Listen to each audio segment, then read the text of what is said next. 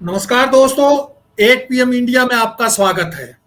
मणिपुर की मानवता को शर्मसार करने वाली वीडियो सामने आने के बाद साथ लगते राज्य मिजोरम में भी तनाव बढ़ रहा है। विपक्ष मणिपुर मामले पर संसद में बहस के लिए प्रधानमंत्री के बयान दिए जाने पर अड़ा है। उधर प्रधानमंत्री नरेंद्र मोदी ने संसद का सत्र शुरू होने से ठीक पहले पत्रकारों को संबोधित करते हुए मणिपुर की घटनाओं पर दुख और गुस्सा जाहिर करके अपना कर्तव्य निभा गया। अब ना वो इस मसले पर संसद में बयान देंगे और ना ही संसद चलेगी। सत्ता पक्ष संसद नहीं चलने देने का सारा दोष प्रतिपक्ष यानी विपक्षी दलों पर मढ़ रहा है। उधर मणिपुर में महिलाएं लगातार विरोध प्रदर्शन कर रही हैं। सोमवार को इम्फाल में रैली के बाद महिलाओं ने एक बार फिर केंद्रीय मंत्री के घर पर हल्ला बोला। इस पर चर्चा के लिए हमारे साथ मौजूद हैं वरिष्ठ पत्रकार अरुणा सिंह और नेहा शुक्ला। आप दोनों मेहमानों का 8 PM इंडिया में स्वागत है। सबसे पहला सवाल अरुणा सिंह से। अरुणा जी, मणिपुर की दुर्भाग्यपूर्ण घटनाओं और इनको लेकर संसद में जो चल रहा है उस पर आप क्या कहेंगे? धर्मपाल जी, शुक्रिया आज की चर्चा में बुलाने के लिए सबसे पहले तो। लेकिन अब आपके सवाल का जवाब देती हूँ। मणिपुर की जो घटना हुई है वो एक बहुत ही दुखद, बहुत ही देश को पूरे विश्व में शर्मसार करने वाली घटना है। 3 मई को एक घटना होती है और 19 जुलाई को दोबारा जब इसका वीडियो आता है तब जाके तहलका मचता है। इन 70 दिनों में ना प्रदेश का प्रशासन, ना पुलिस, ना सेना, ना होम मिनिस्ट्री, ना सीएम, ना गवर्नर, ना प्रधानमंत्री, किसी को पता ही नहीं लगता कि इतनी बड़ी घटना वहां हो गई है। मेरी जानकारी में ऐसी घटनाएं कम से कम 100 से ऊपर वहां हुई है। अभी सुबह एक इंफॉर्मेशन आया 100 से ऊपर इस तरह की घटनाएं महिलाओं के 1000 ऐसी घटनाएं हुई है, 1000 ऐसे केस। 1000 बिल्कुल सही कह रहे। मैं थोड़ा सा जो ऑफिशियली वाले जो 100 की कंफर्म है उसी को कंफर्म कर रहे हैं। 1000 आप कह रहे हैं तो मैं मान सकती हूँ। कर रहा हूँ। हाँ बिल्कुल। तो इतनी सारी घटनाएं जो हुई हैं उनको नजरअंदाज करके सिर्फ सबसे दुख की बात यह है कि सिर्फ इस मामले पे लिपापोती का अभियान शुरू हो गया है। मैं अभी देख रही थी कि इस घटना पे कैसे सरकारी पक्ष और कैसे ट्रोलर एक्टिवेट हो गए हैं, कैसे इस घटना को माइल्ड करने की कोशिश की जा रही है। ये घटना इंटरनेशनल लेवल पे इतनी बड़ी घटना है कि जिसका आप जवाब आपको देना बहुत मुश्किल हो जाएगा। अगर ह्यूमन राइट कमीशन या यूएनओ या कोई भी बड़ी इंटरनेशनल ऑर्गेनाइजेशन इसमें इंटरफियर करने लग जाती है तो आपके लिए इस सवाल का जवाब का बहुत मुश्किल हो रहा है। इससे देश की रेपुटेशन तो डाउन हुई है, कोई डाउट नहीं है कि पिछले कई सालों में देश की रेपुटेशन बहुत बुरी तरह से गिरती जा रही है, किसी भी मामले में आप देखिए। लेकिन महिलाओं के प्रति इतनी असंवेदना और उस घटना को दबाने के लिए आप कहे कि नहीं वहां 2 जातियों का मामला, 2 जातियों का मामला तो महिलाओं के साथ क्यों अत्याचार? एक भी जरा सी भी घटना होती तो उसी समय एक्शन गवर्नमेंट को लेना चाहिए। ये इसी घटना में लगे, इसी कोशिश में लगे रहे कि कैसे इस घटना को दबाया जाए, कैसे ये बात नहीं आए, इंटरनेट बंद कर दो ताकि विदेशों में या बाहर कहीं भी इस घटना की जानकारी ना जाए या वीडियो। ये क्या मतलब है? एक तरह से तानाशाही ही है ना। 70 दिन से आप इस घटना को दबाए बैठे हैं, जब पार्लियामेंट से 2-4 दिन पहले आपको ये भी मैं बता दूं, अगर पार्लियामेंट नहीं होती तो हमारे जो बाबा जी हैं वो कोई स्टेटमेंट नहीं देते 30 सेकंड का। महिलाओं के लिए आप सोचिए 3 मिनट की, उसमें महिलाओं के लिए सिर्फ 1 लाइन, और उसपे भी राजस्थान झारखंड। ये क्या तरीका है? आपसे हम पूछ रहे हैं मणिपुर में क्या हुआ, आपसे पूछा जा रहा, आप सीधा जवाब दीजिए। नहीं, ये अपने ट्रोलर को एक्टिवेट करने, आईटी सेल को एक्टिवेट करने के लिए उन्होंने राजस्थान और छत्तीसगढ़ का झुंझुना दे दिया। अब वो पिल पड़े सोशल मीडिया पे, वो उनको ये लगता है कि हमारी सरकार की छवि। अरे कोई भी सरकार हो, आप 2012 का देखिए, निर्भया कांड कैसे हुआ, स्पेशल कैसे पीएम ने स्टेटमेंट दिया, कैसे निर्भया को सिंगापुर ले जाकर उसकी ट्रीटमेंट कराई गई, कैसे संवेदनशीलता दिखाई गई या नहीं गई। लेकिन इस घटना का जवाब दे तो गवर्नमेंट की ही होगी ना, आप पीएम की होगा, पीएम को स्टेटमेंट देना पड़ा था, होम मिनिस्टर खुद गए थे, बाकायदा डेली बुलेटिन उस लड़की का सिंगापुर से आता था। मुझे पता है दिल्ली की सीएम उस समय शीला दीक्षित थी, जबकि शीला दीक्षित बहुत अच्छे सीएम में से एक मानी जाती है और बहुत संवेदनशील महिला मानी जाती रही है। उन्होंने इसको इतना सीरियसली लिया। आप क्या कर रहे हैं, आप अपने लोगों को बैठ के एक साजिश बुन रहे हैं और कह रहे हैं कि वहां, अभी मैं 2-3 आर्टिकल पढ़ रही, आपने भी धनपाल जी पढ़ा होंगे, धनखड़ जी, कि वहां लड़ाई का मुख्य कारण क्या है। लड़ाई का मुख्य कारण ये है कि वहां बड़ा सारा यूरेनियम होता है, खाने हैं, वहां गोल्ड होता है, वहां अफीम होती है। ये सब बड़े बड़े आर्टिकल मैंने कल पढ़े, जो भक्तजन गोबर भक्त टाइप के लोग हैं, उन लोगों ने मतलब। अरुणा जी, मैं दोबारा आता हूँ आपके पास, एक बार नेहा जी से भी इस मामले पर प्रतिक्रिया ले लेते हैं। जी बिल्कुल बिल्कुल बिल्कुल। नेहा, प्रधानमंत्री ने संसद के बाहर मणिपुर के साथ राजस्थान, छत्तीसगढ़ और पश्चिम बंगाल को लेकर जो बयान दिया, उसे आप किस तरह देखती हैं, जबकि मणिपुर में 80 दिन से हिंसा, आगजनी और महिलाओं के साथ दरिंदगी की घटनाएं हो रही थी, लेकिन वे पूरी तरह मौन रहे। इस बात पे कोई विश्वास नहीं करेगा कि प्रधानमंत्री तक वहां की वास्तविक स्थिति नहीं पहुंच रही थी, क्योंकि केंद्रीय एजेंसियां वहां बहुत सक्रिय हैं, क्योंकि वो संवेदनशील राज्य माने जाते हैं पूर्वोत्तर के, इसलिए वहां केंद्रीय एजेंसियों का जाल बिछा रहता है, केंद्रीय एजेंसियों के जासूसों का जाल बिछा रहता है। तो मैं समझता हूं कि वहां जो है, वहां की पल पल की जानकारी जो है वो प्रधानमंत्री और गृह मंत्री को दी जाती रही है। नहीं,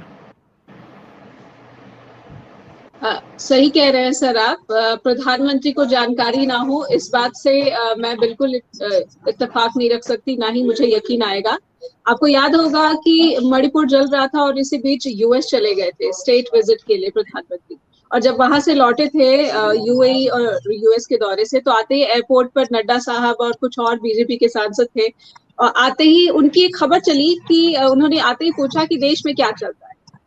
तो देश में तो मणिपुर जल रहा था 3 मई के बाद से ही, और मणिपुर से आने वाले कई प्रतिनिधि 10 दिनों तक प्रधानमंत्री से समय मांगते रहे कि आपसे मुलाकात करनी है, जो वहां पर समस्या है उस पर बातचीत करनी है।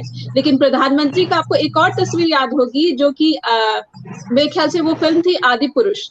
आदि पुरुष के जो लेखक थे, जो डायलॉग राइटर्स थे, मनोज मुंतशिर शायद उनका नाम है, उससे 40 मिनट तक की मुलाकात हुई थी उसकी, और ये कोई औपचारिक नहीं, अनौपचारिक मुलाकात कहा गया। तो आप देखिए प्रधानमंत्री नरेंद्र मोदी की प्राथमिकताएं क्या है। प्रधानमंत्री नरेंद्र मोदी की प्राथमिकता ये नहीं है कि मणिपुर जल रहा है, वहां पर हिंसा हो रही है, वहां जातिगत हिंसा हो रही है, क्योंकि ये जो जातिगत हिंसा हो रही है, कहीं ना कहीं मैतेई समुदाय के वो लोग हीरो बन रहे हैं। जो राजनीति वो करना चाहते थे, वो राजनीति फल फूल रही थी और काफी रंग ला रही थी। एक बहुत बड़ा विभाजन उन्होंने कर दिया था। वो भूल बैठे हैं कि मणिपुर हमारी सीमा सुरक्षा के लिहाज से भी बहुत ही अहम राज्य है। अपने पड़ोस में म्यांमार का हाल देख लीजिए।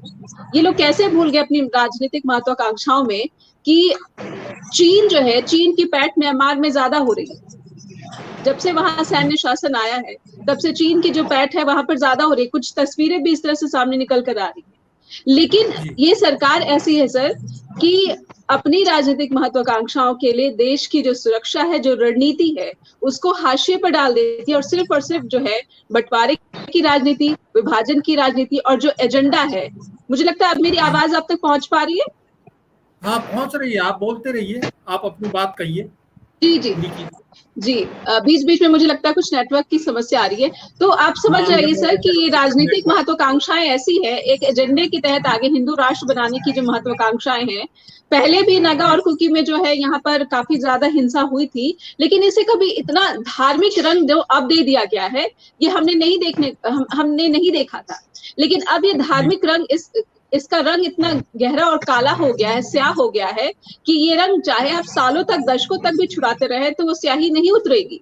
नफरत और अविश्वास जो है, और सीएम बीरेन्द्र सिंह को तो इस्तीफा अगर मांगेंगे भी प्रधानमंत्री नरेंद्र मोदी तो नहीं मिलने वाला है, क्योंकि जो वो मैतेई के जो बीजेपी के एमएलए हैं उनके हीरो बन गए, इतना तगड़ा समर्थन हासिल है।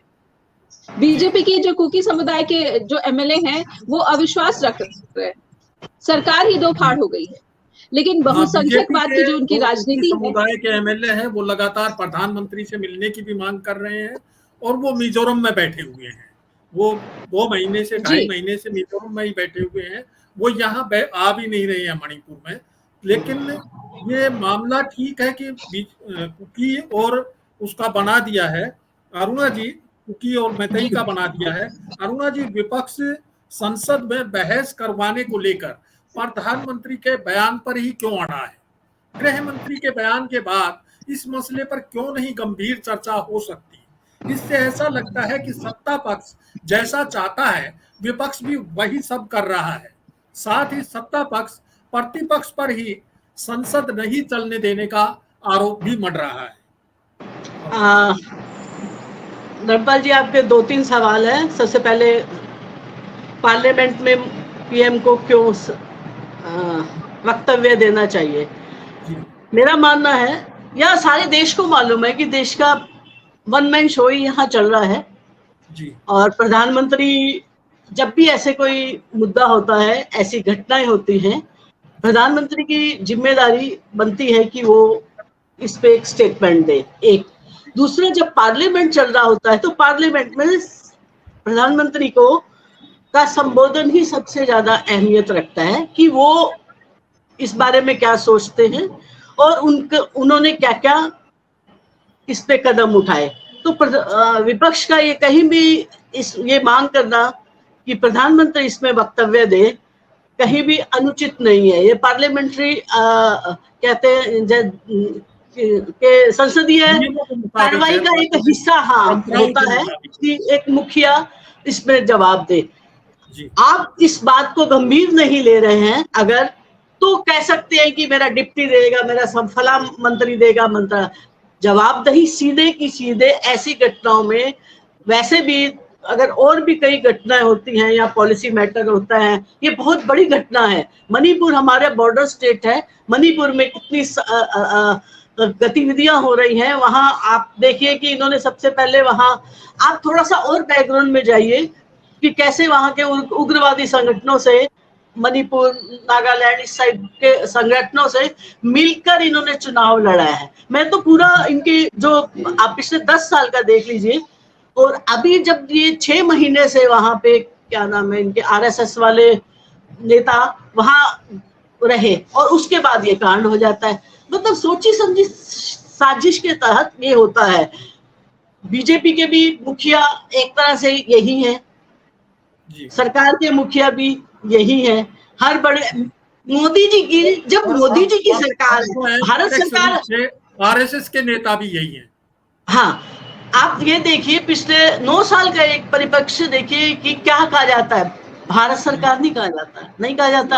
आप बताइए, कहीं लिखते हैं? नहीं। मोदी सरकार, मोदी जी ने कोरोना वैक्सीन लगाई, मोदी जी ने राशन दिया, मोदी जी ने ये दिया, मोदी जी ने वो दिया, मोदी जी ये कर रहे हैं, मोदी जी वो कर रहे हैं, मोदी जी को वोट देना है, फला फला फला फला फला। तो फिर मोदी जी जवाब क्यों नहीं देते?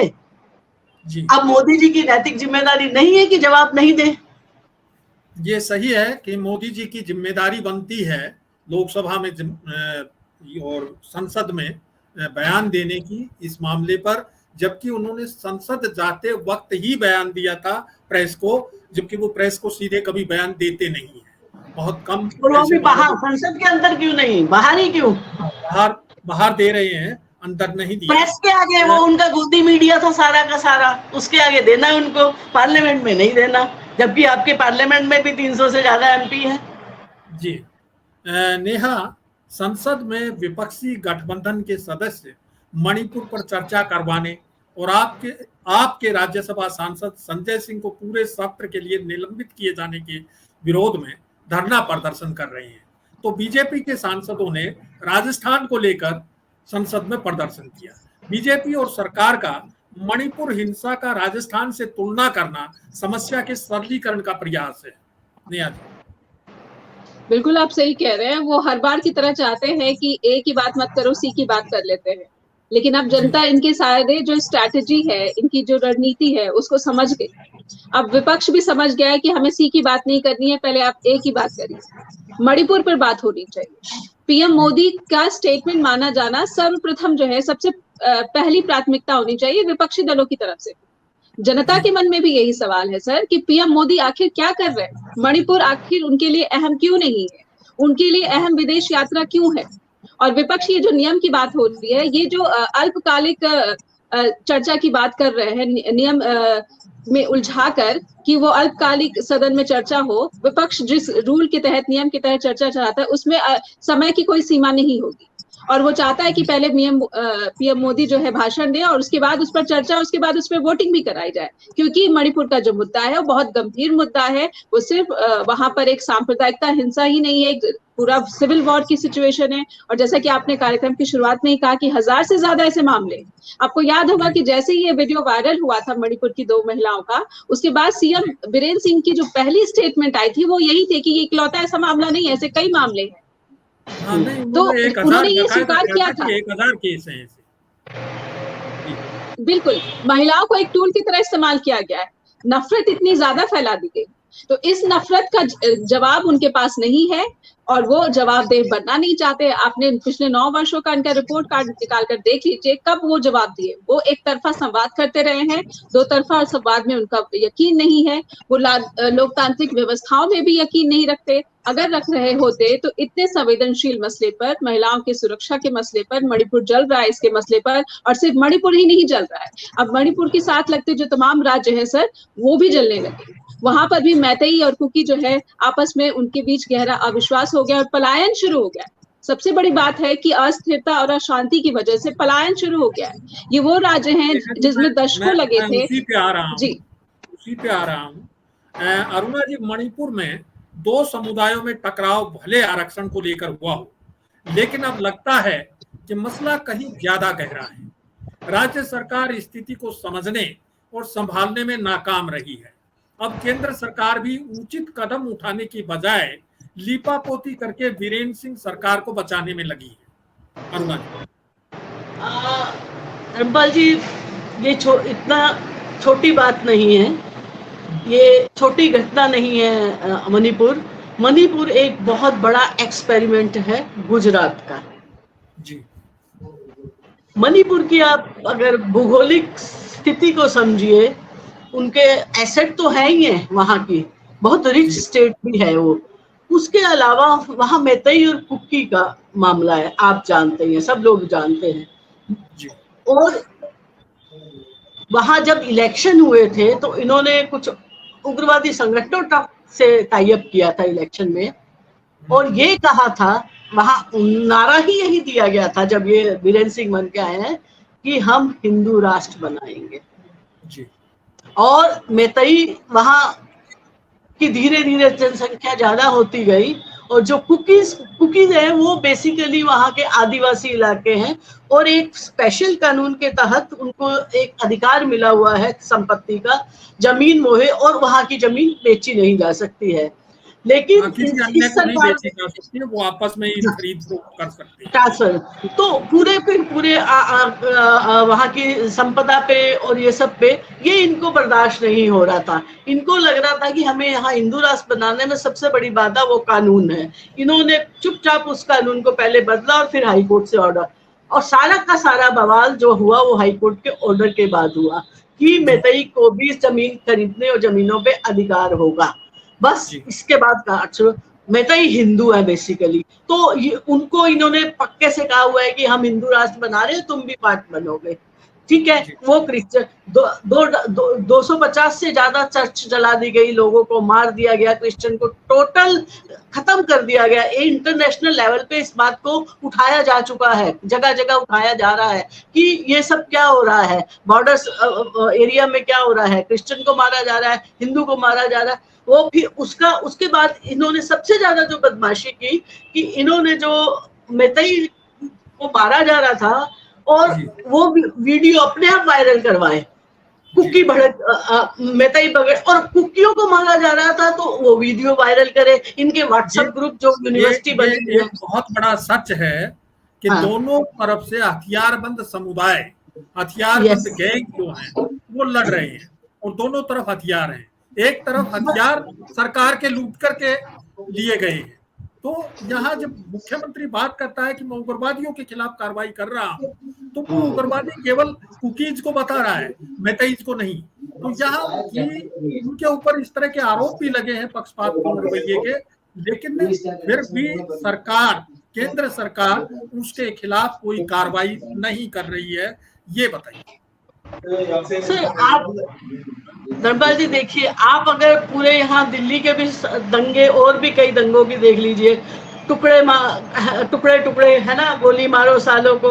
आज तक कपिल मिश्रा का कुछ हुआ, दिल्ली में जेएनयू में कुछ किया गया, ये पूरा प्लान करके। आपको मैं बहुत क्लोज, आप भी रहे हैं किसान आंदोलन के साथ, मैं भी बहुत क्लोज रही। और चूंकि मेरा घर गाजीपुर से आगे है, आसपास है वहां सोसाइटी में, तो मैंने देखा कि नकली वर्दी में, पुलिस की वर्दी में आइडेंटिफाई किया गया था कि पुलिस की वर्दी में कुछ लोग गुंडे मवाली घुस आए और वो कांड किया गया था। हमने उसी समय इन सब चीजों, तो ये एक ना इनकी जो ट्रेनिंग है ना, वो एक अलग लेवल की ट्रेनिंग है। उन्हीं के लोगों में घुसकर उन्हीं के लोगों को मारना, और हथियार भी इनको सिखाए जाते हैं, हथियारों से मारकाट करना, ये सब इन लोगों का एक हिस्सा है। उग्रवादी संगठनों को भी जो इन्होंने मिलकर चुनाव लड़ा है, वो यही कारण है। इनको सब पता है कि कितना हथियार किसके पास है, कहाँ है, और कितनी मारकाट हो रही है, कितने लोग मर गए, कितनी जनसंख्या वहां कम हो गई है। नेहा, ब्रिटिश संसद में मणिपुर में चर्च जलाए जाने पर चिंता जताई गई। कहीं ये सांप्रदायिक मसला तो नहीं बन रहा है? क्योंकि कुकी और जनजातियों के लोग ईसाई और मैतेई हिंदू हैं। आज मिजोरम में भी मणिपुर की घटनाओं के विरोध में एक बड़ी रैली होनी है। इससे पहले डर के कारण बड़ी संख्या में मैतेई समुदाय के लोग मिजोरम छोड़ गए। ये घटना कहीं, ये वारदात के बाद ये पूरी घटना जो है वो पूरे पूर्वोत्तर को तो नहीं चपेट में ले लेगी? बिल्कुल सही कह रहे हैं सर आप। इस घटना का अंतर्राष्ट्रीयकरण हो चुका है। जब यूरोपियन पार्लियामेंट ने इसकी जो है निंदा की थी, एक प्रस्ताव लाया था, उस समय जो प्रधानमंत्री वो फ्रांस की यात्रा पर थे, और वहां की मीडिया ने उनकी यात्रा के मसले पर जो छापा था, उसमें ये इस बात का भी जिक्र था कि बेस्टिल डे में उनको चीफ गेस्ट बनाया गया है, जबकि उनपे इस तरह के आरोप है। वहां पे चर्च जलाए जा रहे हैं, वहां जो क्रिश्चियन कम्युनिटी है उनके अधिकारों का हनन हो रहा है, उनके खिलाफ हिंसा बढ़ रही है। और ब्रिटिश पार्लियामेंट ने तो एक कदम आगे जाकर ये तक कह दिया है कि रिपोर्टिंग ही बहुत कम हो रही है। जितने चर्च जलाए गए हैं और जितनी हिंसा हुई है उसकी बहुत कम रिपोर्टिंग हुई है। और ये सीधे सीधे जो हिंदुत्व की राजनीति है, जो हिंदुत्व का धर्म उन्माद है, धार्मिक उन्माद है, उस पर प्रहार और उस पर उसकी निंदा की गई है सर। तो अंतर्राष्ट्रीय स्तर पर आप समझ सकते हैं कि बीजेपी की ये जो हिंदुत्ववाद की जो राजनीति है, इसकी कड़ी आलोचना की जा रही है, निंदा की जा रही है। और मुझे लगता है कि आपको याद होगा कि बराक ओबामा ने भी जो ये इच्छा जताई थी कि अगर उनसे मुलाकात हुई होती पीएम मोदी से, तो वो मुस्लिमों के खिलाफ जो भारत में हो रहा है उसे लेकर वो बात करते, उस पर चर्चा करते। और यहाँ पर जो भारत में ट्रोल आर्मी है, उस पत्रकार के पीछे ही पड़ गई थी जिन्होंने सवाल कर लिया था प्रेस कॉन्फ्रेंस में। और ओबामा को लेकर भी आप निर्मला सीतारमण को देखिए, हिमंता बिस्वा शर्मा को देखिए, वो किस तरह से जो है स्टेटमेंट देते हैं। वो भूल जाते हैं कि ये उनका विभाग नहीं है, एक प्रवक्ता है विदेश मंत्रालय के या फिर विदेश मंत्री की तरफ से, वो ये सारे जो लोग हैं प्रतिनिधि बन जाते हैं। और जब मणिपुर में कुछ ऐसी घटना होती तो उसे आंतरिक बता देते हैं। अगर ये आंतरिक मसला है तो प्रधानमंत्री सर्वप्रथम संसद में जो है स्टेटमेंट क्यों नहीं दे रहे हैं? पूरी जनता जाने, पूरे देश की जनता जाने कि आखिर क्या कर रही है सरकार।